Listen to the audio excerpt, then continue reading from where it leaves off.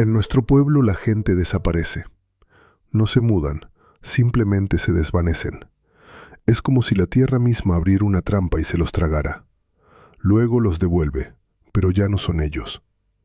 El primero fue mi vecino. Se llamaba Javier. Era un hombre bueno con el que yo solía pescar y recolectar hongos. Un lunes no regresó a casa. Su esposa Natalia vino a buscarme por la tarde. Tenía los ojos desorbitados y la voz temblorosa. Me pidió que lo buscara. Fui al río y caminé por el sendero. Lo llamé hasta quedarme sin voz. Solo había silencio y mosquitos. Su bote verde estaba amarrado. Los remos estaban ordenados como siempre. Reunimos a los hombres del pueblo y peinamos el bosque. No había rastros. Al tercer día todos estábamos deprimidos. Pensamos que se había ahogado. Nuestro río parece tranquilo, pero tiene corrientes fuertes. Al cuarto día lo encontraron. No estaba en el río ni en el bosque. Estaba en su propio huerto, justo en medio de las papas que tanto cuidaba. Los gritos de Natalia se escucharon en toda la calle. Salí corriendo. Mi corazón latía con fuerza. Llegué a su terreno y vi a la multitud. Estaban parados como estatuas. Me abrí paso y mi mundo se derrumbó. Javier estaba acostado boca arriba con los brazos abiertos. Sus dedos fuertes estaban clavados en la tierra, como si hubiera intentado aferrarse a ella. Llevaba su camisa a cuadros y sus pantalones viejos. Su ropa estaba limpia, pero su rostro no era el suyo. Su boca estaba estirada en una sonrisa espantosa y anormal, de oreja a oreja. La piel de sus pómulos estaba tan tensa que parecía a punto de rasgarse. De esa boca salían tallos secos. Me acerqué más y me quedé sin aliento. Era trigo. Era un trigo dorado y maduro que nunca crecía aquí. Los granos llenaban sus mejillas y se apretaban entre sus dientes. Sus ojos estaban abiertos mirando al cielo, pero no eran sus ojos reales. Eran dos agujeros llenos por completo con los mismos granos dorados. Alguien los había aplastado allí con una precisión monstruosa, como se siembran las semillas en la tierra. Miraba al cielo a través del trigo, muerto y sonriente. Vomité allí mismo sobre las plantas. Los hombres temblaban y las mujeres lloraban desde lejos. El policía local llegó, miró y sacó su libreta. Dijo que fue un ataque al corazón. Dijo que los pájaros habían hecho lo de la boca. Todos guardaron silencio porque sabían que era una mentira absoluta. Después del funeral, el ambiente en la casa era pesado. Olía a muerte. Los ancianos se reunieron en un rincón para beber licor y hablar en voz baja. Me senté cerca fingiendo comer. El abuelo Yefim, el hombre más viejo del pueblo, dijo que él había regresado. Su rostro era como una manzana arrugada. Dijo que el hombre del trigo había despertado. Dijo que esta vez tenía mucha hambre porque era época de cosecha. El tío Misha intentó decir que solo eran cuentos de miedo. El anciano señaló hacia el cementerio con su dedo tembloroso. Explicó que el monstruo duerme en las profundidades de la tierra negra y cuando despierta exige sacrificios. Se alimenta de nuestro miedo y de nuestra carne para sembrar su cosecha. Me estremecí de terror. Siempre fui un hombre racional. Estudié agricultura y serví en el ejército. Nunca creí en fantasmas ni en monstruos del bosque. Pero la imagen de Javier estaba grabada en mi mente como un clavo ardiente. Esa misma tarde corrió un rumor por el pueblo. Una mujer llamada Ana volvía tarde de la granja y vio una figura alta y oscura cerca del campo de Javier. Era delgada como un palo. Su rostro parecía de arcilla y solo tenía una gran sonrisa. Después de eso nuestro pueblo cambió. Al atardecer la vida se detenía. Las puertas se cerraban con llave y las ventanas se bloqueaban. Las luces se apagaban. Incluso los perros se escondían en silencio. La regla principal se susurraba en las calles. Al anochecer todos debían estar en casa y nadie debía escuchar los susurros de la oscuridad, porque el monstruo sabía hablar con voces conocidas. Regresé a casa. Mi esposa Lena me recibió pálida. Nos abrazamos sin decir nada. Sentí su cuerpo temblar. Nuestro hijo Stepka jugaba en silencio en el suelo. Él entendía todo.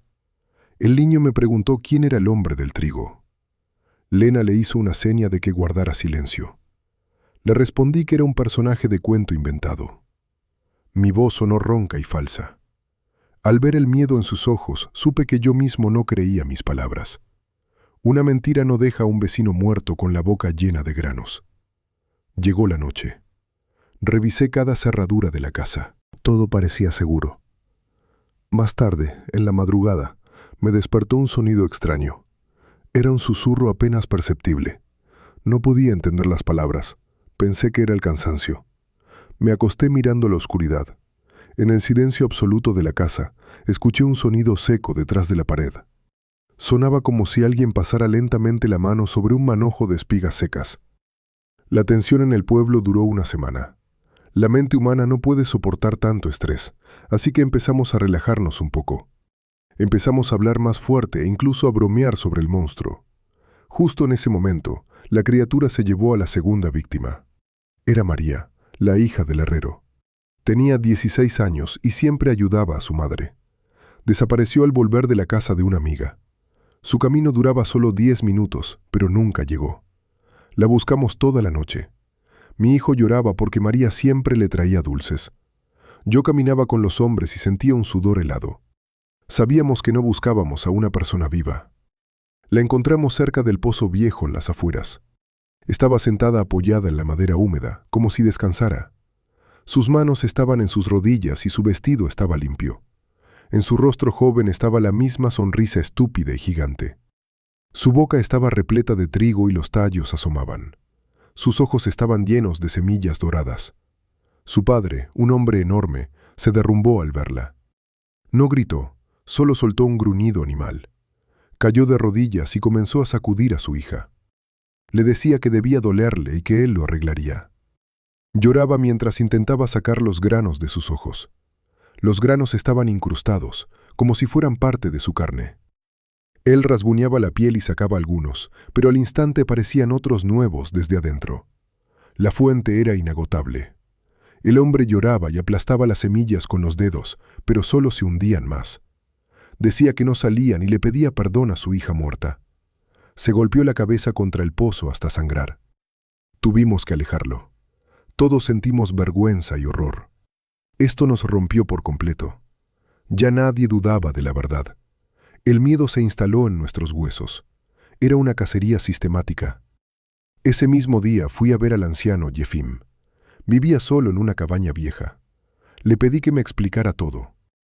Me miró lentamente y me dijo que el monstruo simplemente estaba recolectando su cosecha humana. Dijo que el miedo era como la lluvia para sus semillas. Cuanto más temíamos, más fuerte se hacía y más dulce era su cosecha. Le pregunté cómo elegía a las víctimas. El anciano respondió que nadie lo sabía. Tal vez tomaba a los débiles o tal vez a los fuertes, o simplemente tomaría a todos uno por uno. Sentí frío por dentro. Le pregunté cómo detenerlo. El viejo sonrió mostrando sus encías sin dientes. Dijo que no se podía detener y que debíamos huir. Le pregunté por qué nadie se iba. Me miró con lástima y me explicó que el monstruo era el dueño del lugar y la tierra no nos dejaría salir. Presté atención al entorno. Había demasiado silencio, ni pájaros ni insectos. Volví a casa y reforcé todo. Clavé metales en las ventanas. Mi esposa me ayudaba en silencio. Mi rostro era de piedra. Mi hijo dejó de jugar y solo dibujaba campos negros con figuras solitarias. Un día dibujó a nuestra familia con una sombra alta y sonriente detrás de nosotros. Rompí el dibujo y lo tiré al fuego. Las noches eran una tortura. Fingíamos dormir. Una noche sentimos pasos pesados en el techo. Imaginé su rostro de arcilla sonriendo hacia nosotros.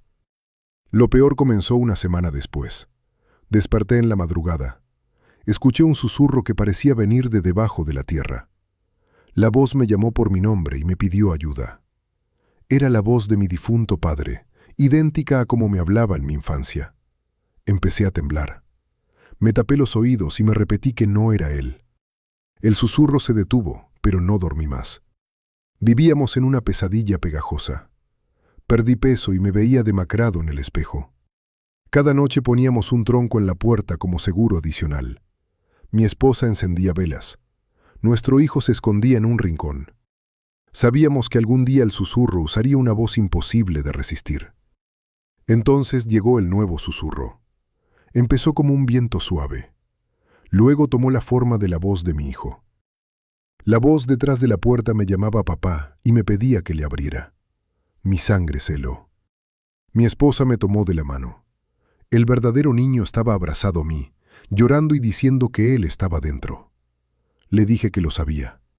La voz afuera se hizo más fuerte y sonaba llena de lágrimas. Decía que había alguien mirándolo y sonriendo. El grito era tan real. Era una copia perfecta de la voz de mi hijo asustado. Mi esposa empezó a llorar y me dijo que nuestro hijo estaba afuera. Le dije que era mentira. Sin embargo, el instinto de padre me decía que debía proteger a mi cría. La voz afuera se convirtió en un llanto histérico y escuchamos rasguños en la madera. No pude soportarlo. El miedo venció a la razón. Empujé a mi esposa y corrí a la ventana. Necesitaba asegurarme de que no había nadie. Abrí un poco el pestillo de metal y miré por la grieta. La calle estaba vacía bajo la luz de la luna. No había nadie en la puerta. Luego lo vi al final de nuestro jardín. Era increíblemente alto, de casi 3 metros. Su cuerpo parecía hecho de tierra seca y agrietada, con raíces pálidas en su interior.